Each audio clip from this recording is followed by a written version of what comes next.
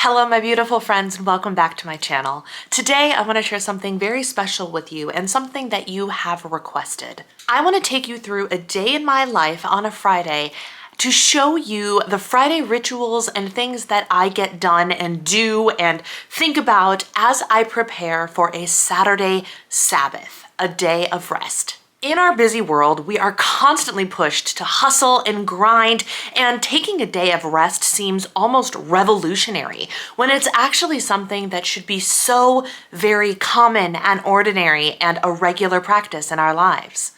Resting isn't just a luxury. It is actually a biblical principle that started all the way back in the Ten Commandments. And if you are a follower of Jesus and trying to emulate the way that he walked through life, if you are trying to disciple Jesus, then you will note that Jesus also regularly, thoroughly, and frequently rested. Regularly taking a Sabbath is actually a way that you can honor Jesus and live like him. This is a concept that my life group started really talking about and diving into as we are working through the book Practicing the Way by John Mark Comer, which is an outstanding book about how to actually be a legitimate, for real disciple of Jesus. What I loved about it most was actually how it kind of redefined my definition of what disciple meant to begin with. I had a concept of what a disciple was, but this book actually goes into what it truly means to be a disciple, what it meant to historically disciple a rabbi, and Jesus was a rabbi for his disciples. And this book leads us through how we can be like Jesus and act like him and practice life in the way that he practiced. And that is, in a nutshell, the definition of discipling Jesus, which is just such a new and unique way, to me anyway, to think about it. And one of the things that he regularly engaged in was Sabbathing, or rest. Now here's the thing. The truth is, rest doesn't just automatically happen. We need to be intentional about choosing to make time for rest because we live in a very hurried and hustle culture where busyness is to be praised and the to-do lists are quite literally never ending. Because it requires intention and preparation, that's exactly what I want to share with you today. Before we dive into the vlog style video of me walking you through my day in preparation for Sabbath, let's talk a little bit more in depth about what Sabbath means to me. Sabbath is typically, and when practiced in Judaism, a 24-hour period of rest starting at Friday sundown and going until Saturday sundown. Now, depending on where you are in your walk with Jesus, your walk in life, your season in life, this might look different to everybody. But for my husband and I, we try to regularly practice one day of Sabbath, and that day has typically been Saturdays. Now, here's the thing. Sabbath is not about rigid rules. It's about creating space for what truly matters. And the magic about Sabbath is I find that when I truly honor this time, when I do what I'm supposed to do, I feel so much better. That one day of rest, that 24 hours of not doing any work really fulfills me and allows me to hit the rest of the 6 days of the week feeling well rested and readily equipped to have the energy and the time and the mindset to accomplish what I actually need to accomplish. Everything else in my life is better. What makes Sabbath special is that it is set apart. It is a time dedicated to God, to things you love, to things that give you rest and rejuvenation, to your friends, to your family, to your community. It is a wonderful, lovely, and beautiful practice that ever since we've started doing it, my husband and I have both felt significant shifts in how we feel, our energy, our mindset throughout the rest of the week. Now, what Sabbath can look like can be different for a bunch of people. For what my husband and I have been trying to do is primarily we don't engage in any work.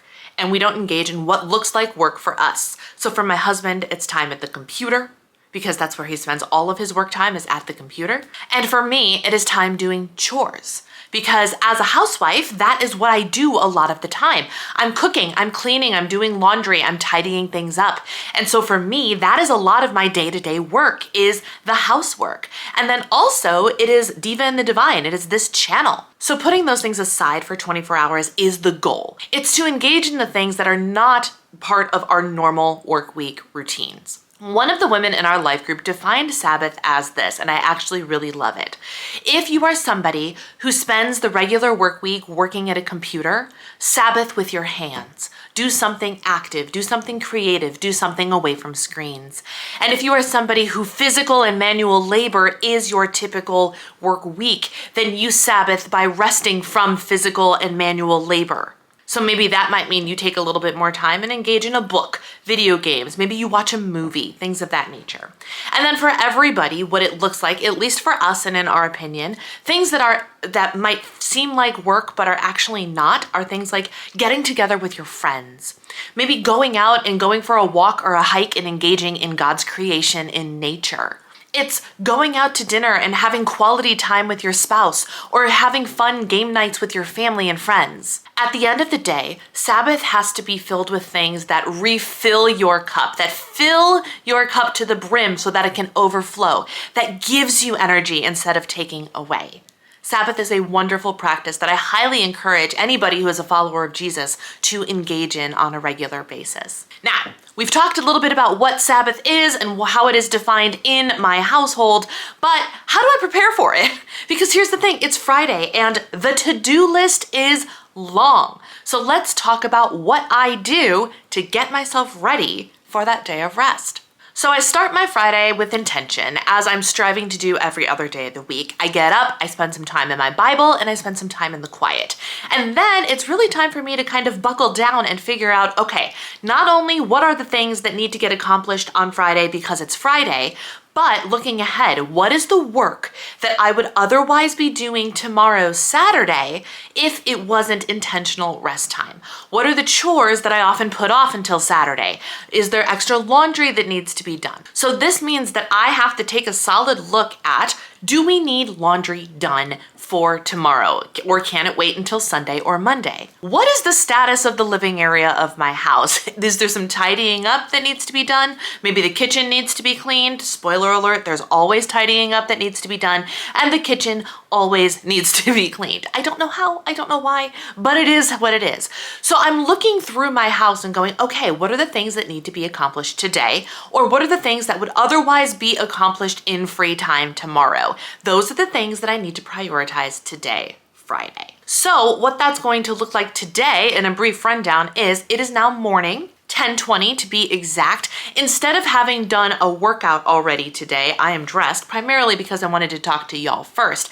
But the order of operations I'm going to do is Diva and the Divine work first. Now, I have a video that I want to go live tomorrow, and I have a video that I want to go live on Monday. I need to make sure those are both edited, uploaded, and scheduled before I am done with work for the weekend. Now let's be clear. If I was on the ball, I'd already be ahead of the game and wouldn't have to worry about that today. I'm slowly but surely working ahead, but we're not quite there yet. More to come on that in a later video. Then what I'm going to do is I'm going to consult with my husband. Hey, do you need any laundry done by tomorrow, for tomorrow, etc., or for Sunday morning? If yes, I'll throw together a load of laundry, and then I'm going to tackle some household chores. Getting the house organized, getting the kitchen clean. If there's any cooking that needs to be cooked, then I'll do that as well. Then I will work out and then maybe run an errand or two if I feel compelled to run an errand. If I need something from the grocery store, that either happens today or it happens on Sunday. No grocery store going on Saturdays for me either.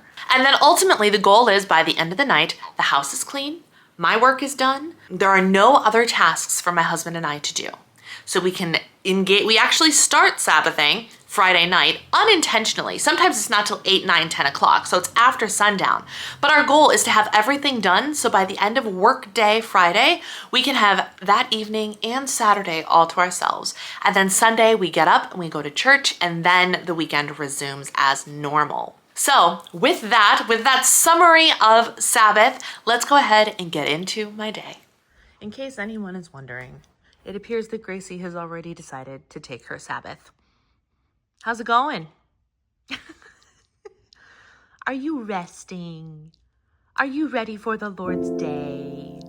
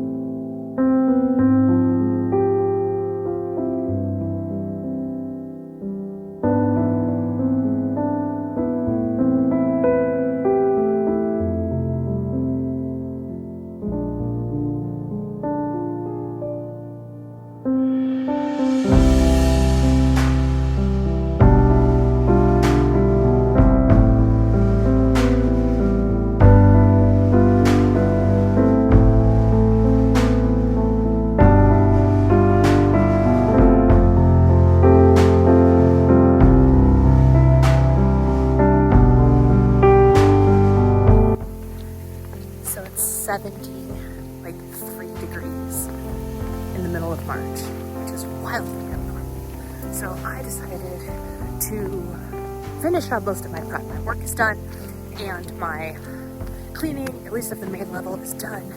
And I decided, I looked at my husband, I'm like, I'm going to the Arboretum. Haven't been here yet this year, it's been too cold. There's not really anything green, but you know, it's still a great 2.25 mile walk. I'm getting steps in, I'm getting my braces out, my new braces for the first time since we've been back to Minnesota, other than going to the grocery store and running errands and stuff. So, feels good. Good way to spend the afternoon.